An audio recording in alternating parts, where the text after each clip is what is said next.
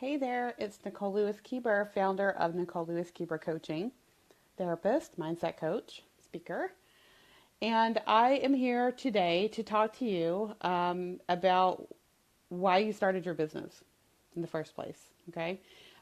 This is kind of a wrap up of this What If series. People who've been watching it have been calling it the What If series, where we've talked about some of the maybe lies that we tell ourselves as entrepreneurs that enable behaviors that don't empower us. So the first video was about, being a workaholic. Second video was about being a type A personality. Oops, I'm going to turn my notifications off. And the third video that I just did yesterday was about people who say they just love challenges, but yet you see them challenging and driving themselves to the brink of exhaustion, and they never get any benefit or relief from it. So I've been calling some BS on those things. So today what I do want to do is kind of wrap it up, right?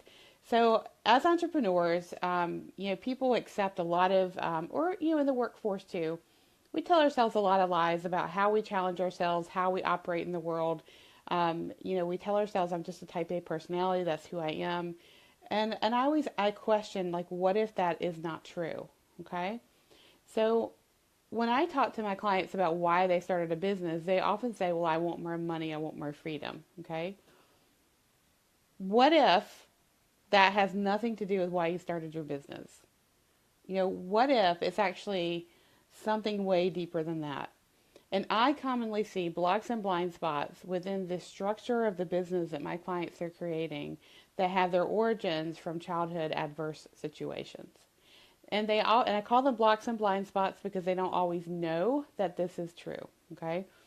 And so what I want to ask you is, if you're finding yourself overwhelmed in your business and the things that you say that you need to help you not feel overwhelmed are not working for you, it could be because there's some kind of deeper need happening or some other piece of the puzzle that we need to figure out, okay?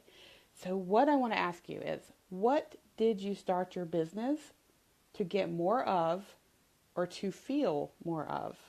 Again, remember I said no, money and freedom are not answers I will accept. Okay? So think about those questions, and you don't have to answer them here. If you want to send me a message, that's fine. Or if you want to comment, that's also, fine too.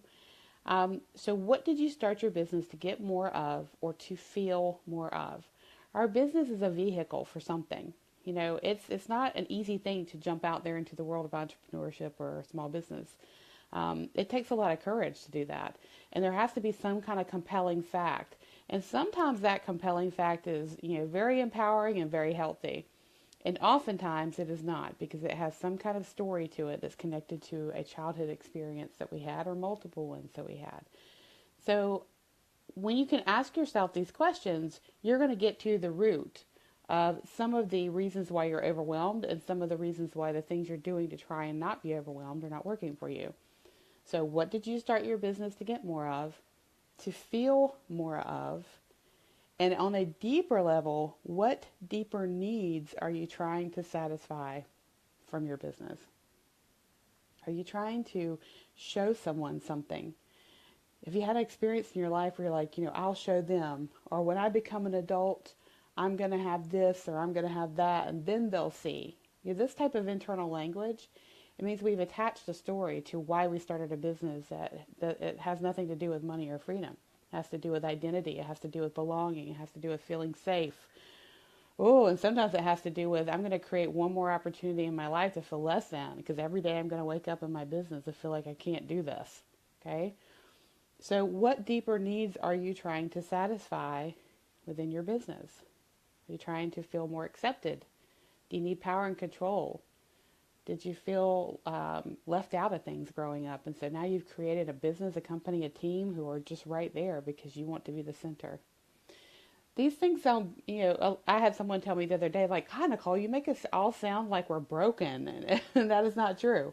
We're not broken, but it would be silly for us to think that when we start a business that we don't bring our past experiences with us for good and for, not so good, with us into our business. And if we do not have that integrity to look underneath the rock and that curiosity, we're going to bring those patterns of behavior with us into our business, and we're going to default into ways of being that are not always empowering. And, owning a business and being an entrepreneur is very, very stressful. So it is a ripe area. It is like a petri dish for bringing up those things that made us feel less than in our life in a way that we never imagined before, or that, maybe we had mastered them before. So it's just, it's just the nature of the beast, really. And you can use it to heal yourself, or you can use it to disempower yourself and continue to beat yourself up. So it doesn't really have to be that way. So what deeper needs are you trying to satisfy with your business? Okay, so I want you to think about those things. Answer those questions for yourself.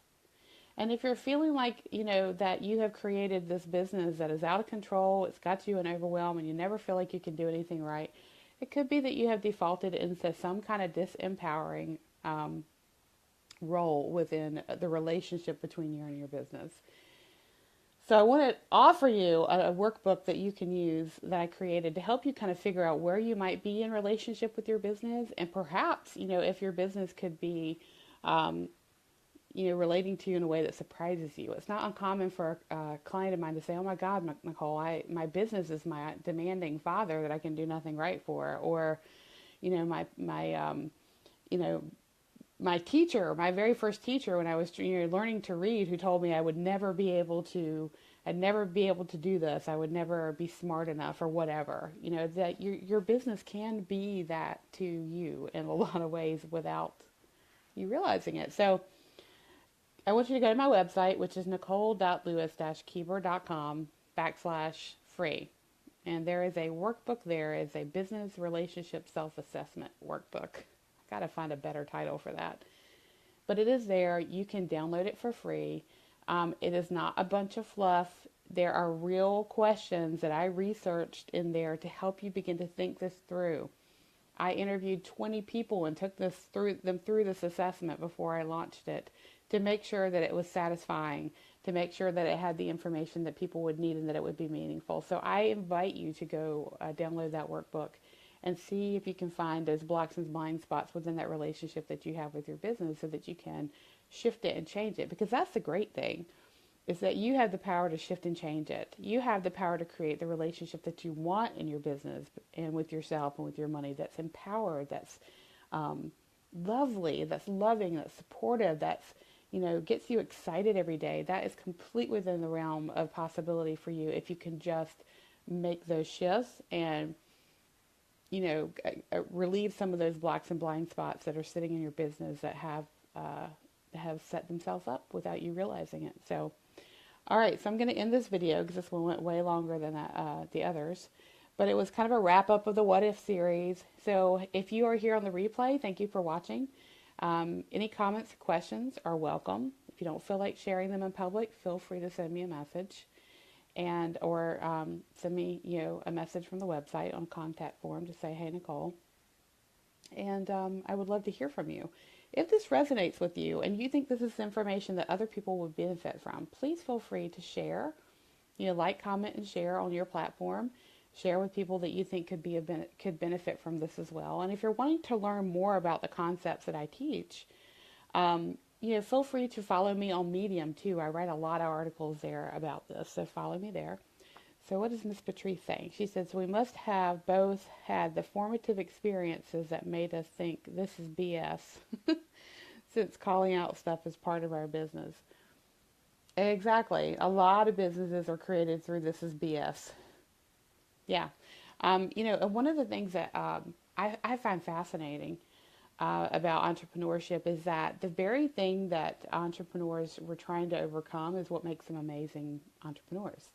And when they have that knowledge and clarity that, all this crap that happened that I dealt with and I've overcome is now what has given me this amazing resilience and tenacity, I can use that platform to build my business if I keep an eye out on the origins as to why I had to be resilient and have this tenacity, and not let it derail me. That's what those blocks and blind spots are. So thank you for the hearts and the love and the comments. Feel free to reach out to me, share, comment, like, follow me on Medium, give me some claps there if you like the articles. And I will see you in a couple of days because I'm going to be talking about some more important stuff when it comes to having a business that is financially successful and emotionally sustainable. All right, see you later. Bye.